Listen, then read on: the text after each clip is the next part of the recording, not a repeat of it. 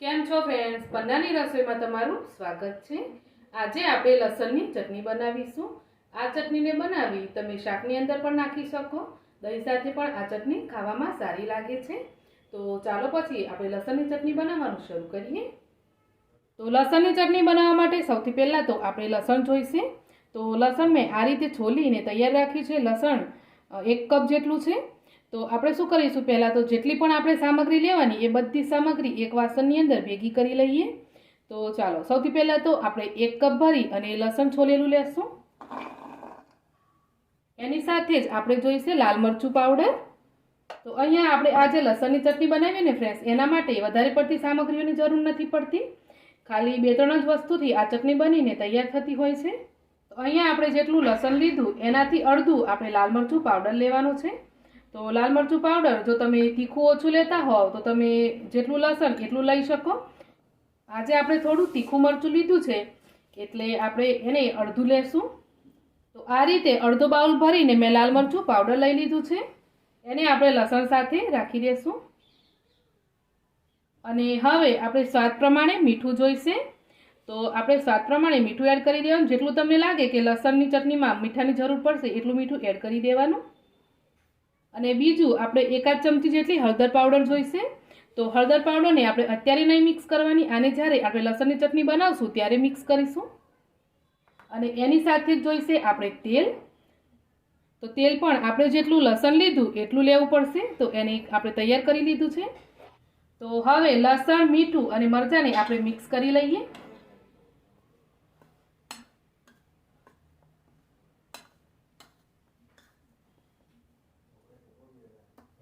જો તમે લસણની ક્વોન્ટિટી થોડી હોય તો આ રીતે ખલમાં કૂટી અને પછી તૈયાર કરી શકો। મતલબ કે આપણે જે આ મરચું, લસણ અને મીઠાને મિક્સ કર્યું ને એને તમે ખલમાં લઈ અને એને દરદરું કૂટી શકો। પણ આજે આપણે જે લસણની ચટણી બનાવવાના એ થોડી ક્વોન્ટિટીમાં વધારે છે એટલે એને આપણે મિક્સરમાં પીસીશું। તો મિક્સરની અંદર આને આપણે લઈ લઈએ। તો 2 વાર આપણે પીસવું પડશે।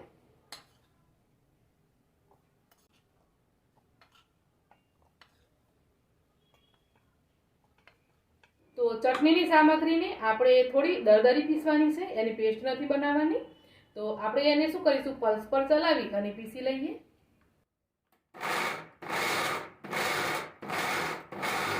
આ રીતનું પીસી લીધું છે। હજુ થોડું દરદરું રહે એવું પીસી લેવાનું। તો એને સીધું આપણે કઢાઈમાં જ લઈ લઈએ।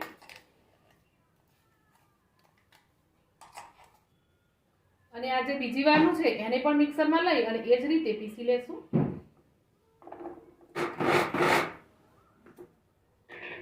તો બીજી બેચનું લસણ પણ આપણું પીસાઈ ગયું, એને પણ કાઢી લેશું।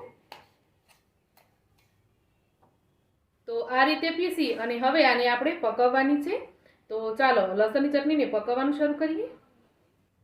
ચટણીને પકાવવા માટે સૌથી પહેલાં તો આપણે ગેસ ચાલુ કરી લેશું અને ગેસની ફ્લેમને આપણે મીડિયમ રાખવાની।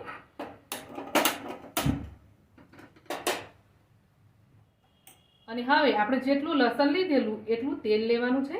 તો લસણ 1 કપ લીધેલું તો તેલ પણ આપણે 1 કપ જોઈશે। તો લસણની ચટણીમાં તેલ તમે થોડું વધારે લો તો પણ ચાલે, કેમ કે ચટણી આપણે વધારે દિવસ સુધી સ્ટોર કરવાની તો એ ખરાબ નહીં થાય, એના માટે તેલ તમારે થોડું આગળ પડતું લેવું પડશે। તો આપણે અહીંયા 1 કપ જેટલું તેલ એડ કરી દઈએ।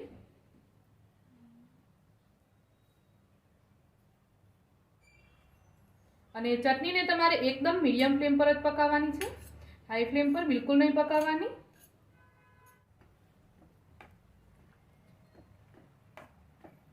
તો સરોમાં જ્યાં સુધી આ ગરમ ના થાય ત્યાં સુધી તમે ફ્લેમ થોડી હાઈ રાખી શકો। અને ત્યાર પછી એવું લાગે કે ગરમ થઈ અને બધું ઉકળવા માંડ્યું છે તો તમારે ફ્લેમને થોડી ધીમી કરી અને પછી પકવવાનું। તો અત્યારે શિયાળો ચાલે છે તો આપણે લસણની ચટણી છે ને એ શિયાળામાં જેટલી બને એટલી ખાવી સારી રહે। તો આ રીતે લસણની ચટણી આપણે રોજ રોજ ના બનાવી શકીએ, તો આ રીતે તમારે વધારે ક્વોન્ટિટીમાં બનાવી અને આને સ્ટોર કરી લેવાની। કન્ટિન્યુ આપણે આને આ રીતે ચલાવતા જઈ અને પકવી લેશું। ચટણીને ચડતા 10-1 મિનિટ જેવો ટાઈમ થઈ ગયો છે અને 50% જેવી આપણી ચટણી ચડી ગઈ છે। તો હવે આ ટાઈમે આપણે થોડું હળદર પાવડર નાખી દઈશું આની અંદર। તો આટલી ચટણીના પ્રમાણથી આપણે અડધી ચમચી જેટલો હળદર પાવડર નાખી દઈએ।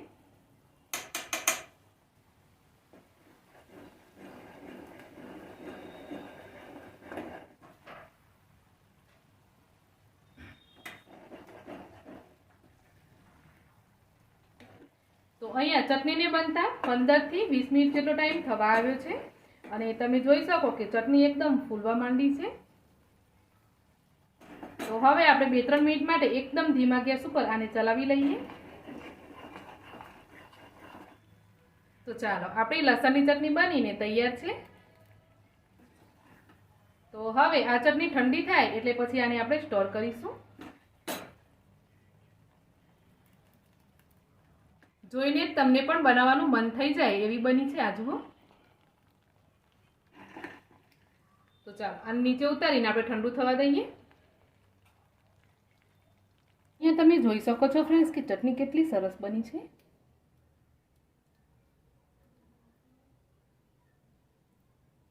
તો હવે આપણે આ ચટણીને ઠંડી થાય એટલે આ રીતે કોઈ પણ વાસણની અંદર એને સ્ટોર કરી શકીએ।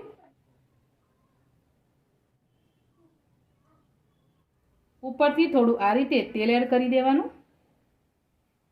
તો જેમ આપણે અથાણું બનાવીએ અને અથાણું તેલની અંદર ડૂબેલું રહેવું જોઈએ ને એ રીતે ચટણી પણ આપણી સરસ તેલની અંદર આ રીતે હોવી જોઈએ। તો આ રીતે બનાવીને તમે આને સ્ટોર કરી શકો, બિલકુલ પણ આ ખરાબ નહીં થાય। 6 થી 7 મહિના સુધી એવી ને એવી જ રહેશે આ ચટણી। તો તમને મારી આજની લસણની ચટણીની રેસીપી કેવી લાગી મને કોમેન્ટ કરીને જરૂરથી જણાવજો। રેસીપી ગમી હોય તો ફેમિલી ફ્રેન્ડ સાથે શેર કરજો। ચેનલ ઉપર નવા હોવ ને ચેનલને સબસ્ક્રાઈબ ના કરી હોય તો જરૂરથી કરજો। મળીશું એક આવી જ નવી રેસીપી સાથે।